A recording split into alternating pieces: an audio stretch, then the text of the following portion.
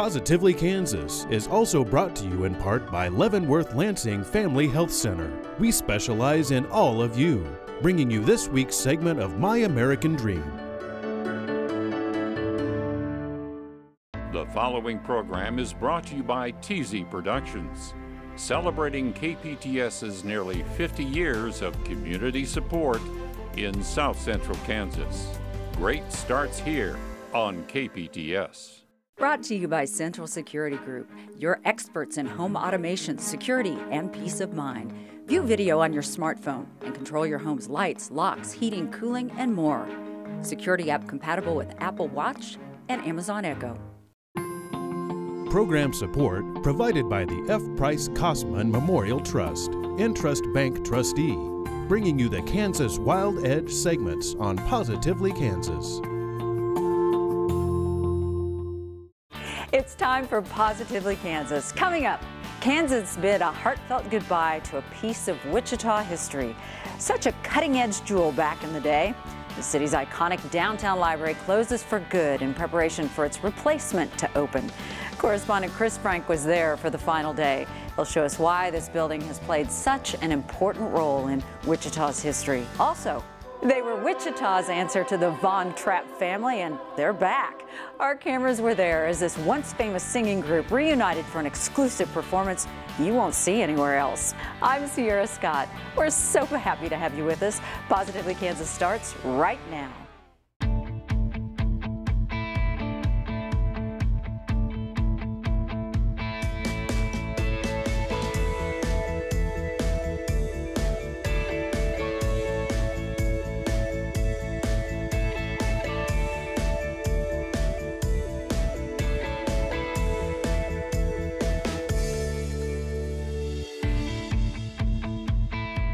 It was the crown jewel of public libraries in its day, cutting edge and innovative, thoroughly modern in every way. But as you know, times change. City officials decided it was time to build something new. Now Wichita's iconic Central Library that opened in 1967 is shut down and locked up. But we got one last look inside before this chapter in the city's history ended as Wichitans bid an emotional goodbye. Here's correspondent Chris Frank. This building has housed Wichita Central Public Library for 51 years. On this, its last day open, library patrons weren't about to miss the opportunity for one last visit before the doors closed for good. Come say mainly goodbye. Library patrons like Brenda O'Brien passed through the automatic doors one last time. I'll miss it, but I'm glad we're getting the new building. Folks like Jason Wood came to capture memories with photos and videos. Yeah, the last day of the library, I've been coming here since I was little. This historic film in the then 2-year-old library was shot in 1969. It was part of a Chamber of Commerce promotional film coinciding with Wichita's centennial celebration. The library received a National Architectural Award for its design soon after opening. Visitors' fashions and hairstyles changed over the years, but the building stayed the same.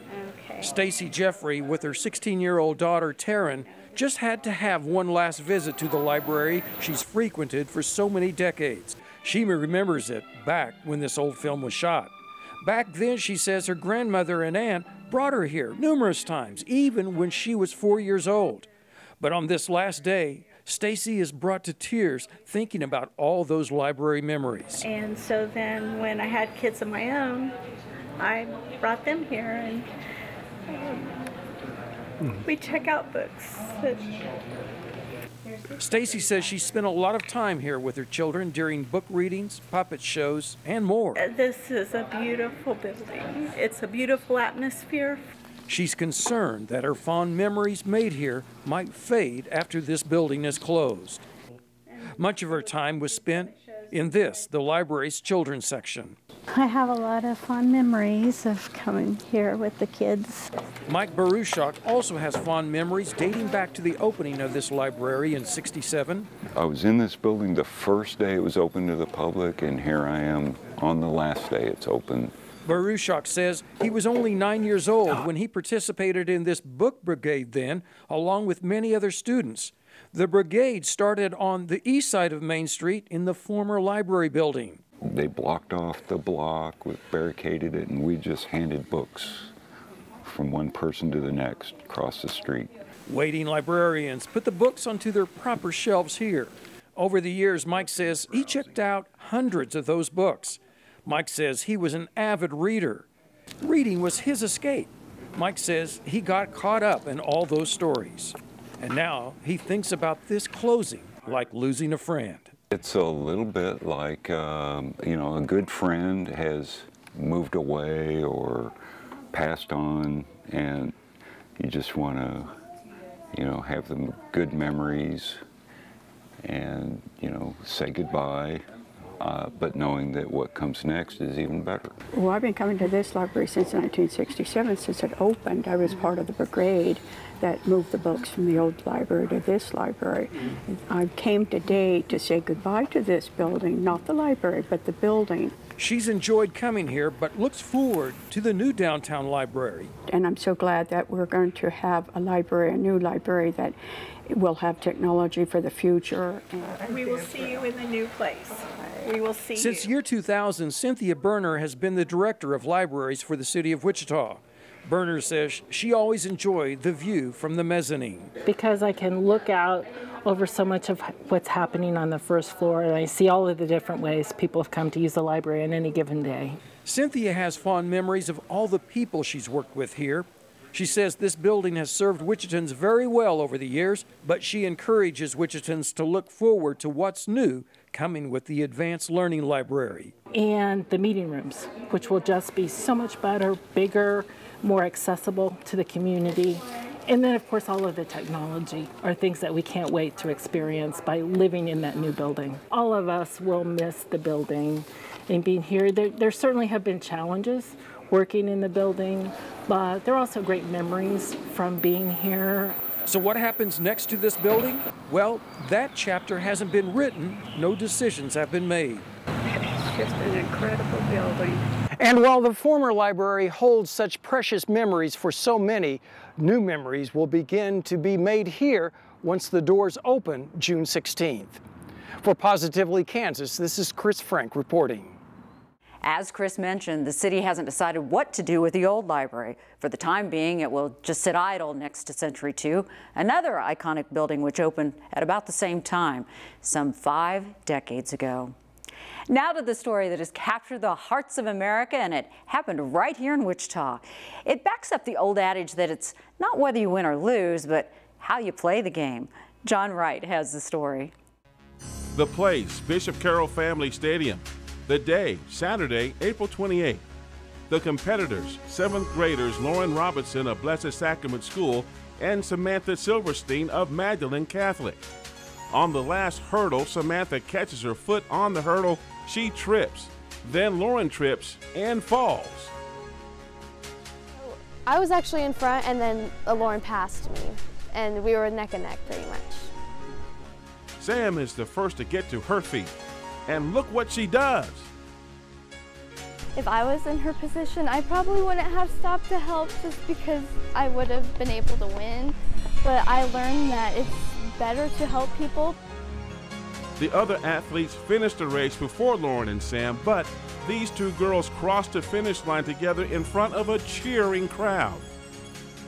I just knew that it was now or never, and I just needed to help her and get it, and we need to cross the finish line together. This amazing act of sportsmanship is reminding people of the 2016 Olympic Games in Rio when this happened.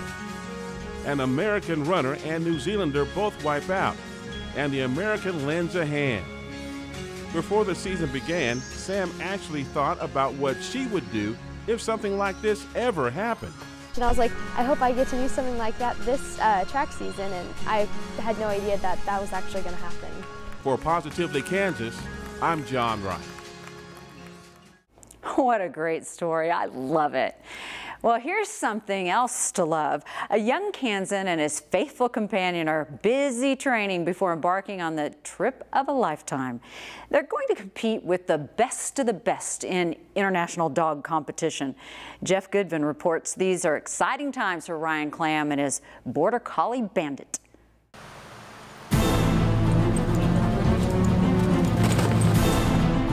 This Hutchinson boy and his dog are a dynamic duo, preparing to take on the world. Ryan Clam and his border collie Bandit are heading for the Netherlands to compete with the best of the best in the European Open Junior Agility competition.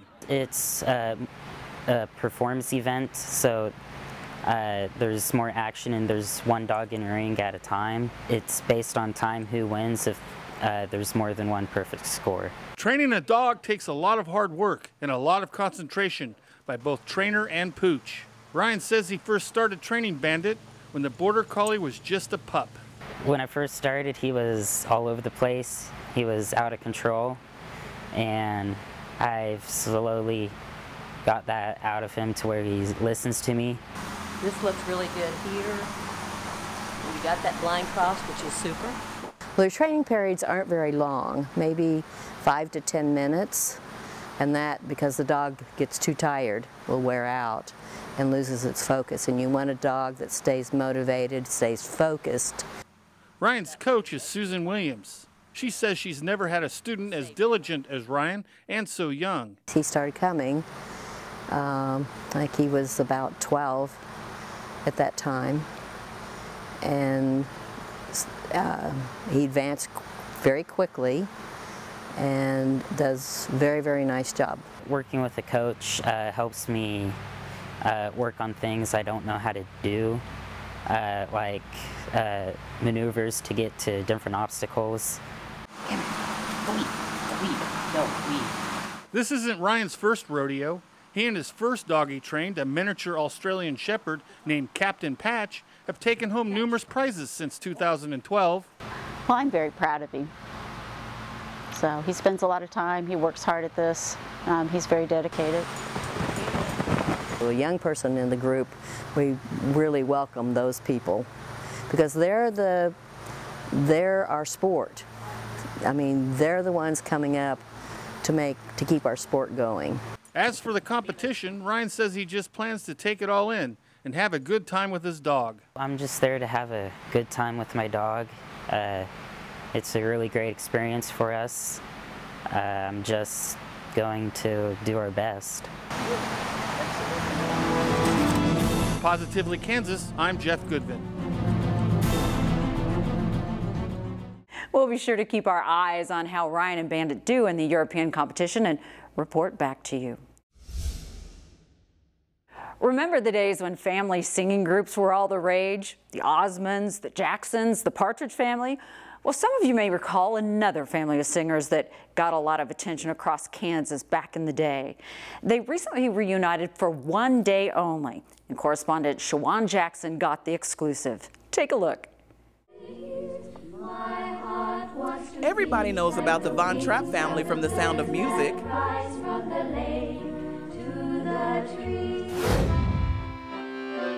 But what about the Scheer family from Wichita?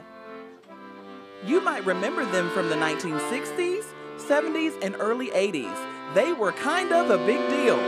It was a lot of fun. We just really enjoyed. I love our family. I don't think I ever remember not doing music of any kind.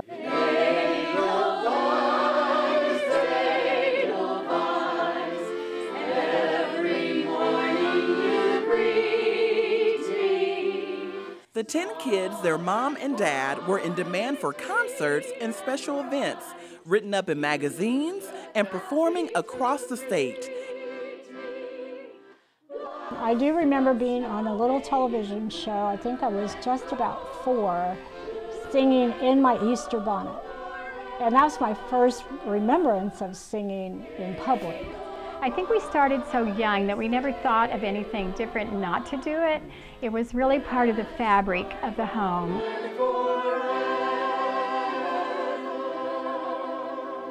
Now all grown up, the Shears recently returned to the family home from points across the country to reminisce and sing some of their old favorites. The gold of Kansas is sunset skies.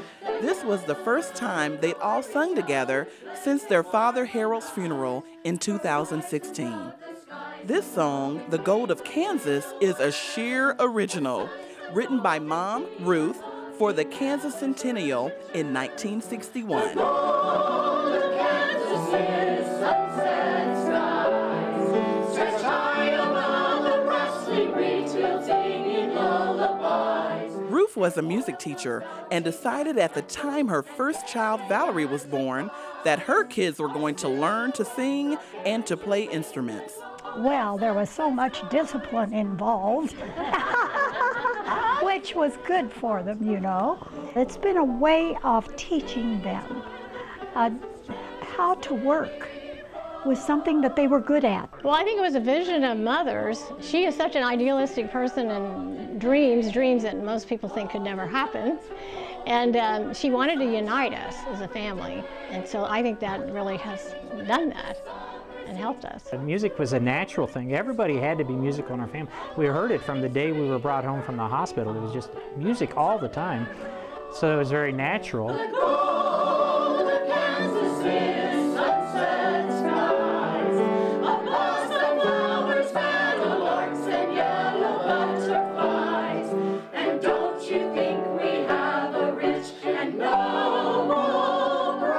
As the family grew, so did the demand for the Shear kids to sing together at church and special concerts. God's treasures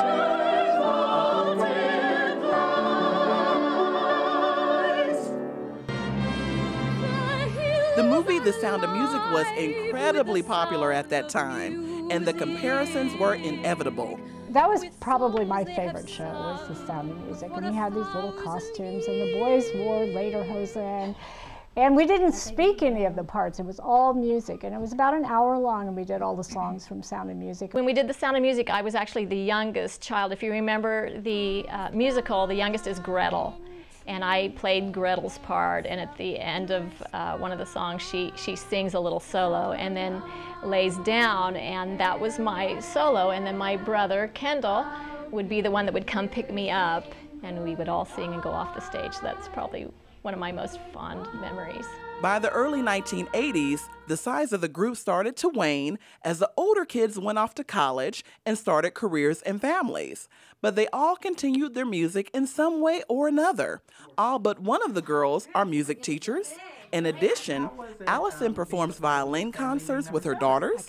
Tanya is a professional opera singer. It feeds the soul. It's from God. And Valerie plays violin in the Wichita Symphony and other orchestras. Now the kids have kids, and some of the kids' have kids. Ruth, now 93 years old, has always been the glue that has kept her family together through thick and thin. That and their Christian faith. You know, we're made in God's image, so each of us has a special gift, and it's our responsibility to discover that and do the thing we love to do most.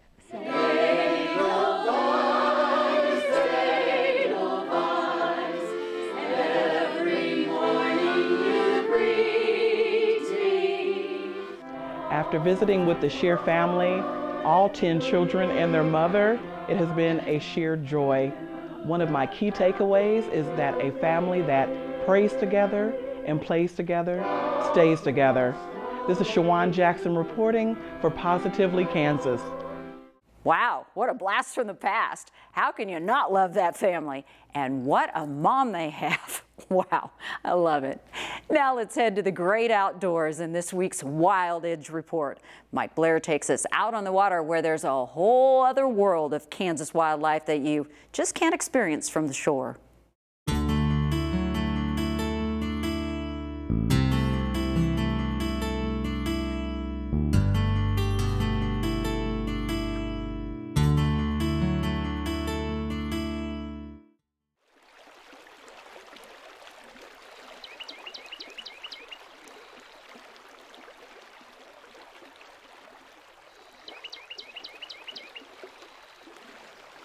Grant me a day on the water. A small stream where each curve brings a new surprise, a chance for discovery. Narrow places in chutes closed in, where I'm held in the palms of the Maker's hands. A soft current where my kayak slips silent as a mink, and the animals who live there scarcely know my passing.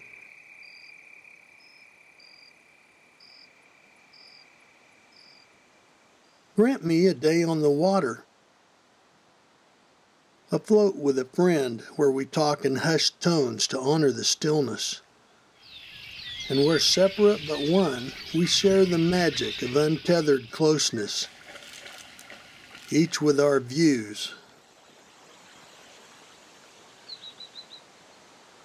each with our thoughts, each with our strokes.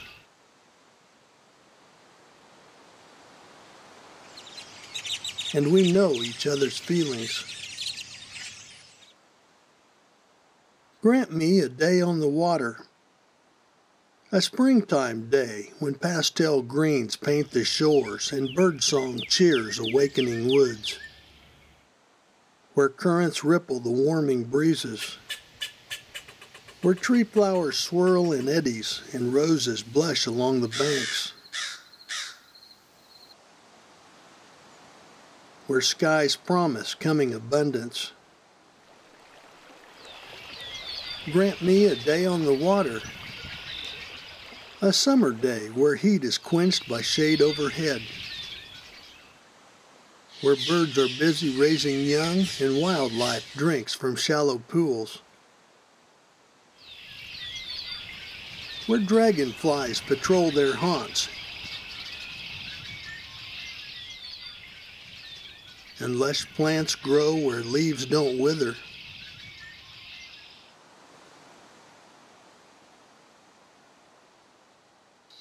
Where young muskrats play, and where those who gather nectar flit along the banks. Grant me a day on the water, a fall day, a jacket day, when north winds blow cool to set the world in urgent motion, where life hurries to a rich harvest, a month of color, a time of golden reflections, in more ways than one.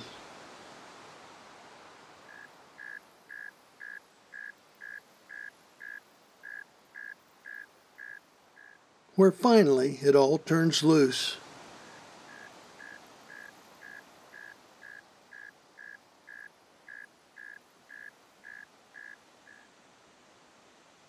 Grant me a day on the water, a winter day, a cold day, where bleakness is offset by the red reflection of a distant sun.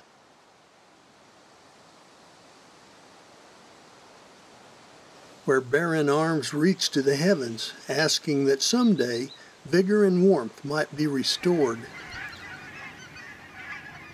Where I'm cold, but where comes deep knowledge of life and its passing, and greater life to come.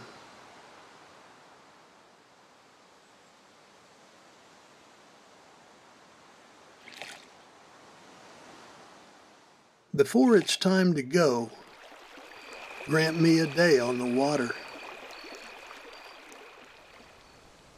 I'm Mike Blair for Positively Kansas. Great stuff. Next week, Mike takes us on a tour of Kansas state parks, which might be a good habitat for you and your family this summer. Now let's go to Macy Johnson with this week's edition of My American Dream.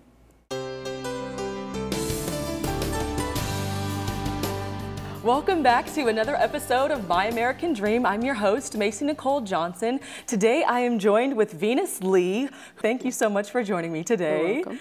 What I want to know is what your role is at GraceMed and what GraceMed is all about. Well, my role is I'm GraceMed's Associate Executive Officer. And GraceMed is there to serve the underserved, the underinsured, but we also serve people with insurance. Mm-hmm. And our goal is to not just give them the medical care, dental care, but also a holistic care. So we are a faith-based organization. We do our best to serve anybody that comes through the door. You're a woman in leadership, and that is something that is often overlooked. Working at Grace Med, you can't really feel the difference because you're just welcome. You're welcome, right? Yes, and the biggest challenge I've had going to different meetings and meeting with other executives is years ago, it was, they looked at me and thought I was a lot younger.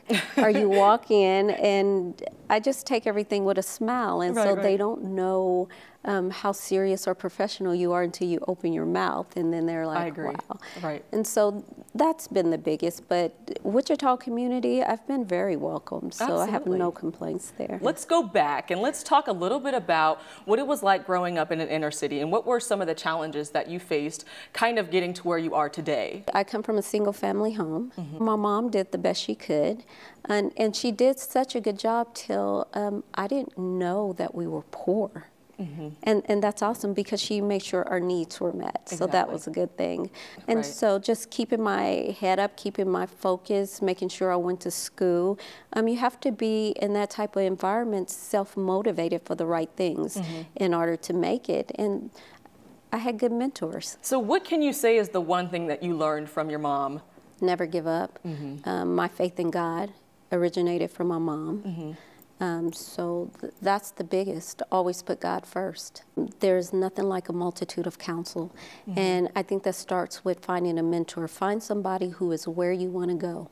Ooh, and then ask that person to mentor you. And I would tell them that it's important that you put God first, then family, and then work. And my mom told me when I was little, don't worry about what other people say, worry about what you say about you. Ooh. And that has gotten me a long way. Wow. Yeah. So now that we've gotten to this point, what would you define as your American dream? I want to live in a dash. I want to be the person that people said that they could count on, the person that people said that they could trust, the person that people said they could come to get good mentorship.